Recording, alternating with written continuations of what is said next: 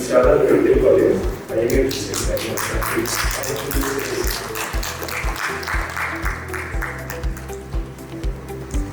I request Dr. Kumar, Senior Consultant Pediatrics, Chairman, Ashika Hospitals Company, President IMA Company, State Joint Secretary, and Vijay kindly come on to the stage.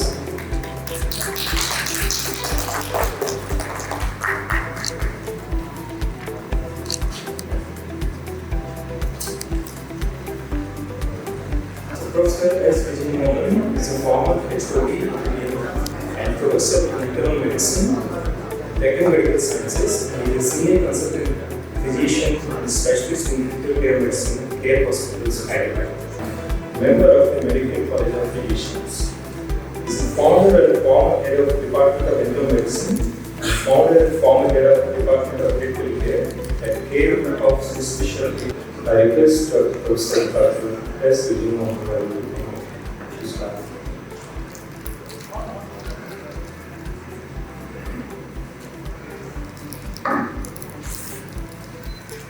Respected chairpersons and every other its organizers, my special thanks go to Dr. Prabhu Challagali, who is kind enough to give this wonderful opportunity to come and give my talk here. Thank you very much once again. I'm happy it is a handful of people here to listen to my lecture. The first opening batsman here, and I'm saying a handful of people. I'm very happy actually. Sunday early morning, chilly weather, you know. Well, my professor used to say that. Don't bother about the number of people listening to you. Don't bother about the number of people listening to you. But irrespective of the number, you talk as if the hall is full. Generally, you are doing justice to your talk. Because you are talking for yourself, not for others. So he says that even if 100 people are there, it's okay. 10 people are there also, it's okay. If 5 people also are there, it's okay. You talk as if the hall is full. When 2 persons are listening to you, it's okay. 1 person is listening to you, it's okay. Half person is listening to you, it's okay. I was wondering what that half person is talking about. He said, sir, what is half person? 1 person is listening, he's there in the audience, and he's sleeping. Second, he goes on saying that even if a quarter person is there in the audience, don't worry, you talk as in the audience. I was like, sir, what is it? Half person I could understand. What is it? Half quarter person. Where he said, 1 person is there, he is sleeping, and he is the next speaker. So that is 1/4. So thanks Dr. Prabhu once again for choosing. He has cherry-picked vital topics for today's scientific session. So that is the heterogeneous audience here. I am choosing a very common topic which is of common interest to all specialties, all specialties. Yes, this is this is my hospital where I come from. I am the first physician in Care Hospital. This is my 25th year in Care Hospital. You know, these are the groups we are now. You must have seen, especially the third largest group of hospitals in the country. In the 7 cities, 16 hospitals, total 700 beds, with 1,400 doctors and 6,600 caregivers and 9 lakhs plus patients. That is the experience of yours. So coming to my topic today, generally we all know that the vital organ that we were taught right from our first year of our MBBS, what are the vital organs? Vital organs, as you all know, heart, brain, lungs, kidney. Yes, they are really vital organs, but what about other organs? Is thyroid not important? Is adrenal not important? Is ovary not important? Is breast not important? Everything is important. You can your heart work without support of the thyroid? No. But why are we calling these two, or why are we giving importance to only these 4 organs? I am calling them vital organs. Somebody said vital organ, somebody printed in the book that we are faithfully following. Yes, so they are vital organs. I think other organs are not important.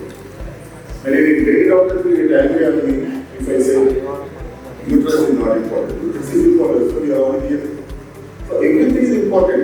Somebody said, so we are following. Example, a patient comes to me with saying, sir, my blood sugar is 124 fasting. No, you are not diabetic, you can enjoy your life, you can eat sweets and all that stuff. Other patient comes as my blood sugar is 127. Oh, you are diabetic. So be careful. Do dieting, take. Who decide this number?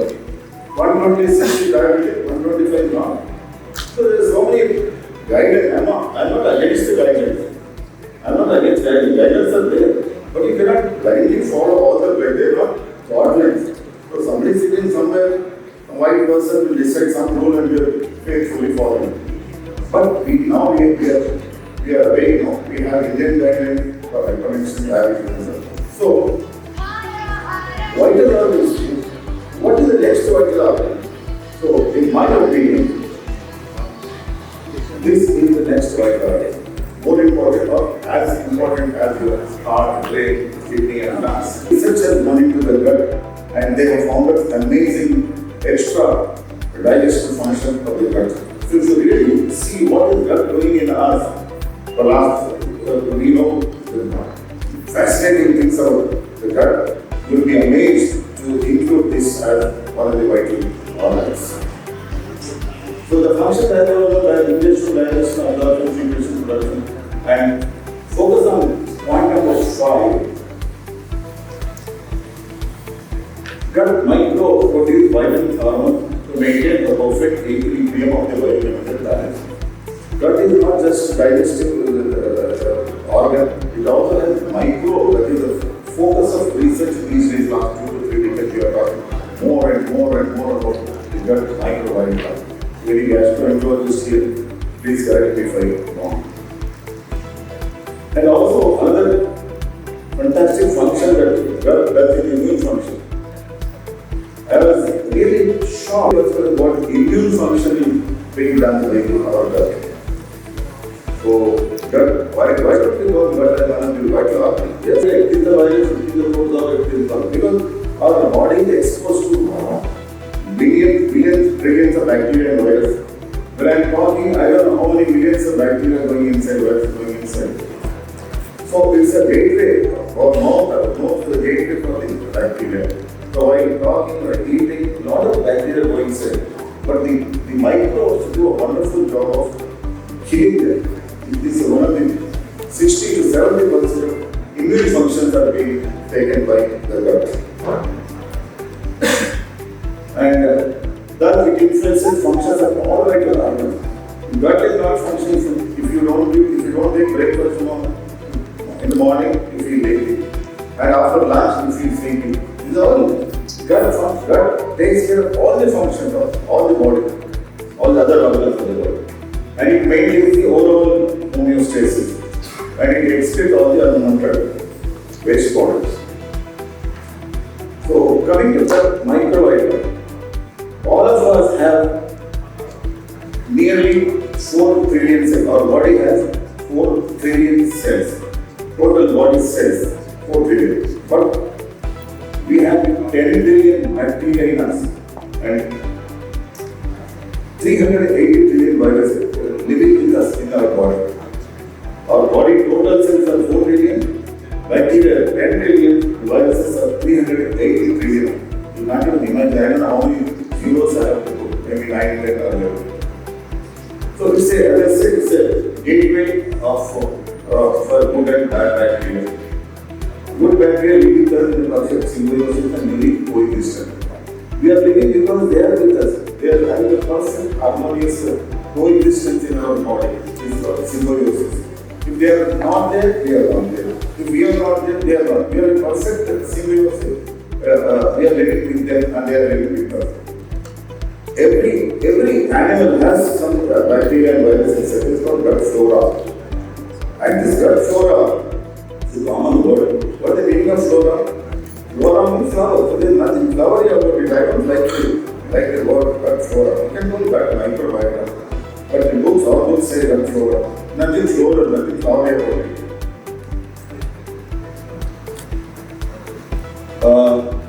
And there are not 1 or 2 species. There are more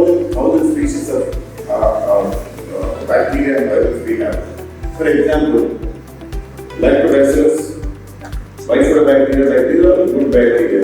So, and this flora is different for different persons. So my flora is different from your flora.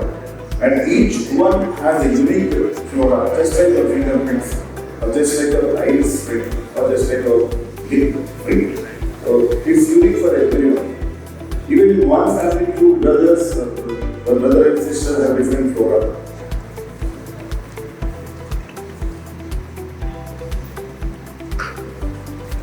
So these are the examples of good bacteria and bad bacteria. These are the good bacteria shown in the green arrow.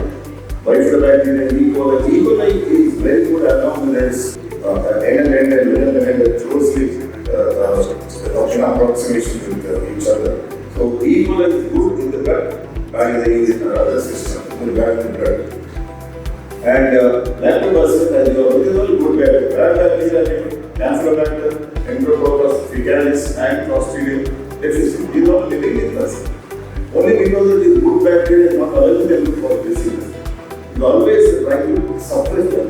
But if the symbiosis becomes dysbiosis, if the bad bacteria become more in number, you get disease. And these bad flora will take upper hand and cause disease.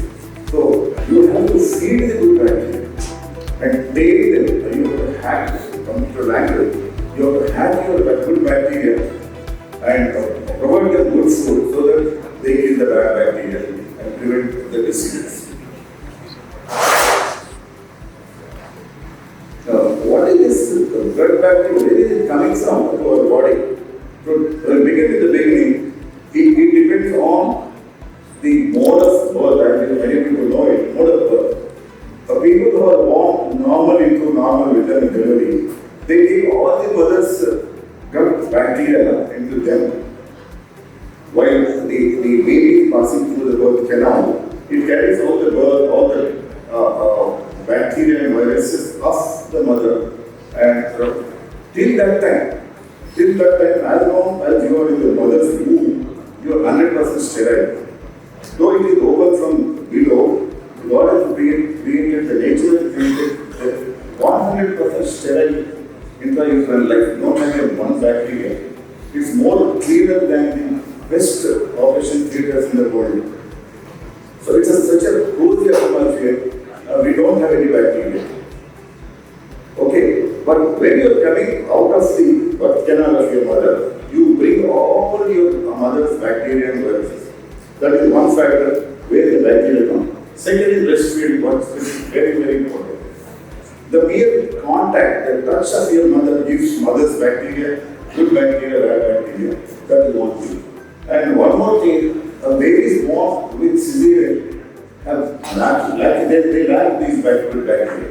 So cesarean is okay, you are doing cesarean for so many medical reasons. But then these babies born with cesarean delivery, they are likely to get they are more prone for infections in future. So that's why government says try to avoid cesarean sections as much as possible. Then your diet of course plays a major role, exercise, diseases, aging. As you are aging, your immune goes down and even gut related immune also goes down. Drugs of course, antibiotics will increase the good bacteria and the bad bacteria like Clostridium difficile will take over. And geography of course. When you come to the number of bacteria that is present in the gut, getting from above, below, as you go down, the number of bacteria keeps on increasing. The maximum number is present in the colon and anal canal and venous. So from top to bottom. And the bacteria, the virus that enter into the stomach, they will pass the acid test in the stomach and they reach the colon. The maximum function is done by the colon. Colon is a very, very important part of the GI.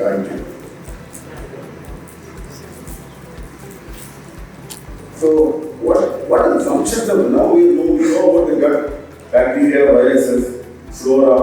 What are the functions? They grind and break the food into microplasm. The digestion starts from the mouth. When you are chewing, the food is broken down into multiple pieces. As you are going down, they broke into multiple. The gut bacteria makes them microparticles so that they can absorb. better. They also neutralize the toxins and drugs. They produce vitamins. Hormones. About 20 to 25 hormones are produced by the gut bacteria, which are useful for you. 20 to 22 hormones are produced in the bacteria, and vitamin K, vitamin B12, sometimes calcium, sometimes folic acid, these are produced by bacteria. They supply food for us. So, our food gives us only 80% of the nutrients that we require, but our gut microbiome gives remaining 10 or 20% of the nutrients. So, that is wonderful function that the gut does. And very important, the latest topic of research is the gut-brain axis. It's a wonderful connection between the gut and the brain. When you are feeling hungry, you don't have to talk. When you are feeling very after food, if you eat a food stuff that is very palatable, you remember that.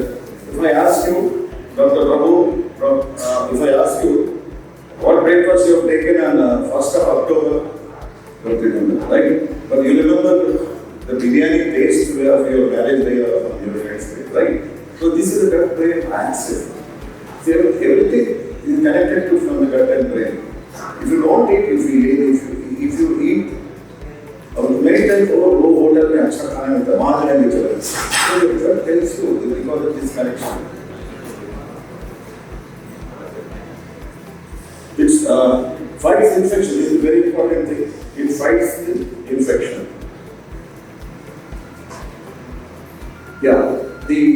We provide the shelter and nutrients to the bacteria by eating.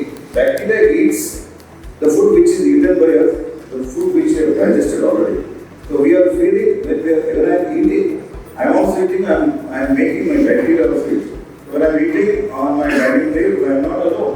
My bacteria is sitting next to me and eating the food with me, 10% of food eating. So we provide the shelter and nutrients to the bacteria. The bacteria provide all these vitamins, folic acid, etc. So this is the gut-brain axis I was talking about. So immune function, what is the immune function? How the bacteria does the immune function of the body? They produce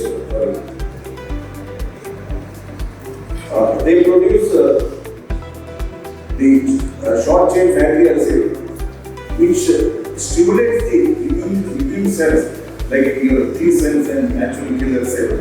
They increase the immunity and they kill the bacteria, just like antibiotics. So they are natural antibiotic within us. It produces antiviral cytokine and reduces the inflammation, control the inflammatory bowel disease, inflammatory bowel syndrome, irritable bowel syndrome, or functional dyspepsia. These are the diseases where you don't find any, the investigation don't show anything. It's only gut-brain axis related diseases, irritable bowel syndrome or the functional dyspepsia. Due to CT scan, you do that, nothing will come. It's only a gut-brain related diseases. So this is the micromechanism, how the bacteria, good bacteria, does the immune mechanism of the body. So this is the 4 days back, November 28. Challagali is a bit of cold wave vaccine flu. So it is a season for flu now. Second wave. Like this, you know. This primary peak usually comes in June and September. Now we have the secondary peak in the month of November to February. Now we are in the grip of all viral infections are coming up, like the chikungunya, virus, H1N1. So you have to, if you feed your good food with a good bacteria, they will kill the virus.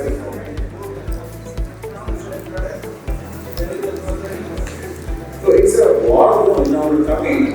It's a continuous war zone between good and bad bacteria always. We are all here, we are not having any disease because of good bacteria and good number. They are trying to kill the bad bacteria always, 24/7. How does it do it? Cracks the virus into pieces and it breaks the bones in the bacteria. The good bacteria fight with their weapon, make both the bacteria, bad bacteria, controls and prevents the infections.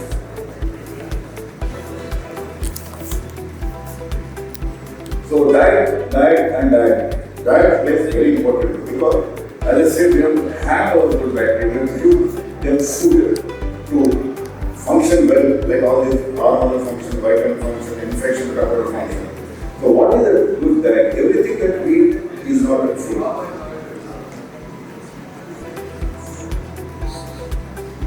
Everything that we eat is not good. We have to eat the food which is palatable, which our good bacteria likes. What is the good food?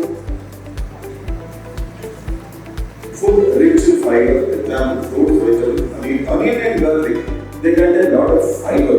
They have good bacteria like onion and garlic. Many people don't eat Chinese and all, but they are good. Onion and garlic are very good for our good bacteria. You have to eat whenever it is possible. Probiotics and fermented food is very important. They have a lot of lactobacillus like yogurt, paneer, etc. And whole grain, processed grain, polished grain, white rice is not good. You have to eat the product which are naturally coming. What is bad food? Fried food, processed food, refined sugar, refined grains, excessive saturated. These are the bad food. Though we like them, we eat them, but they are damaging the good bacteria in our intestines. So generally speaking, animal products are more building, but plant products are more cleansing. So you have to have a balanced diet. I'm not against, though I may be vegetarian, I'm not against non-vegetarian. You have to eat non-vegetarian, but you should be very careful avoiding excess fat. So when something goes wrong in the gut, something goes wrong in the whole body. When you have diarrhea, you don't want to come to hospital, you want to take rest, you want to sleep, you don't want to eat. So again, the gut-brain axis comes into action. So this was, as I said, we are living in a symbiosis, very good coexistence. But when it goes out of control, we consider it dysbiosis. What will happen when there is dysbiosis? When the bad bacteria taking upper hand and good bacteria is on the receiving end. So you name any disease that now is related to gut bacteria. It's like hypertension, diabetes, obesity, Alzheimer's, dementia, malnutrition, depression, hyperlipidemia, infection, and even cancer. The normal cell becoming cancer will be the gut bacteria responsible. So if gut bacteria is not maintained well, you can also get cancer. So these are the diseases that you get. You name the disease, it is related to gut bacteria. Any disease, being hypertension, diabetes, coronary disease, renal vascular disease, cerebrovascular disease, everything is now related to the gut because it is mother of all organs. We are saying the mother of all organs. So these are the number of diseases that the gut dysbiosis can produce. Everything, you name the disease, including the dental problems. So what is a good diet? You all know Mediterranean diet is very good for it. It contains a lot of fruits, vegetables,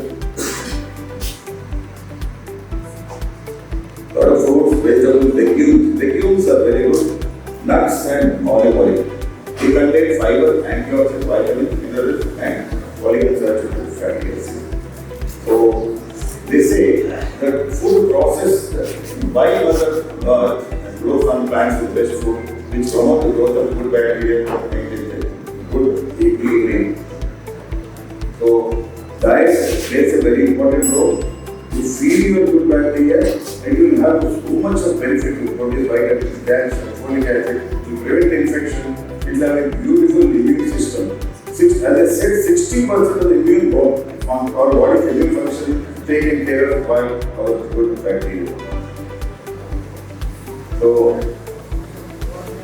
So eat wisely to prevent and control infection. So take home messages of my talk that microbiota plays a very important role in infection prevention and control. By feeding the good bacteria, we can enhance the infection. Last infection prevention and control. Fiber-rich Mediterranean diet is the best diet. And daily physical activity is very important. Daily, at least 20 minutes to 30 minutes brisk walking is very important. That will keep the gut microbiota in a proper state. Sleep.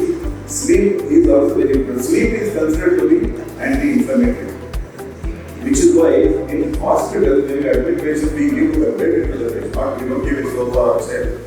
Because sleep is anti-inflammatory. You should have adequate sleep, at least 8 hours sleep every day. And also control the inflammatory. So you are what you eat.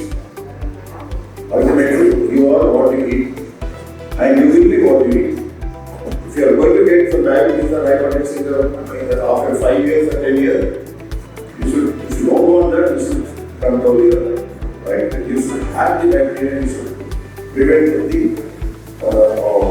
bad bacteria to grow more. So gut, in my opinion, is a super vital organ. It's not just vital organ, it's a super vital organ. Mother of all organs. It's a root of the most of the diseases. So I want to call it as a big second brain. Because the gut, we have entry nervous system, which has more number of neurons than the brain has. Gut has more number of neurons than the brain has. If you cut off the brain supply to the gut, still without any problem, the gut can function. So ultimately, it is food. You have to decide what food you want to eat.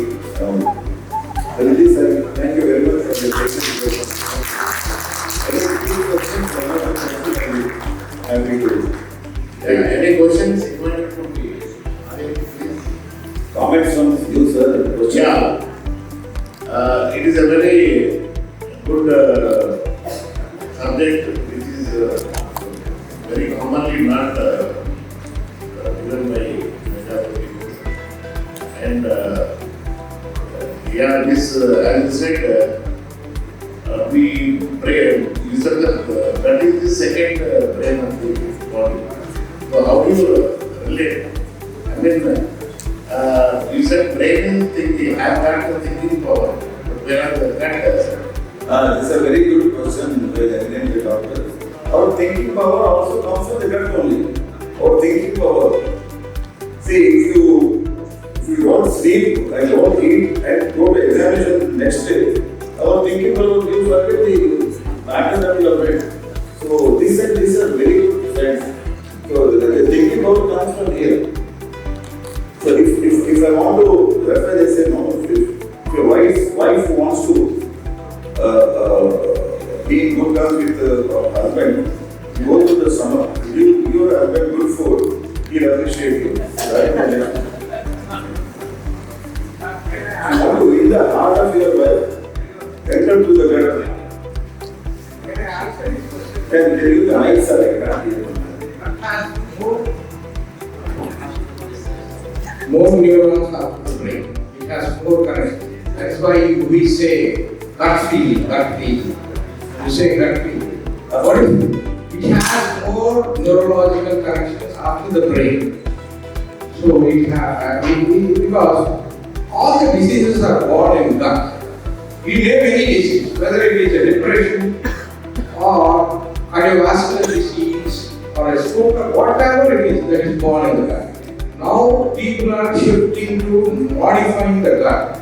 Some people are doing fecal microbiota transplants, FMTs. But that is the best possible treatment. Even AA is doing that. Best possible treatment for IBS. The proven modality for IBS is FMTs, fecal microbiota transplant. What is the best probiotic you do in such?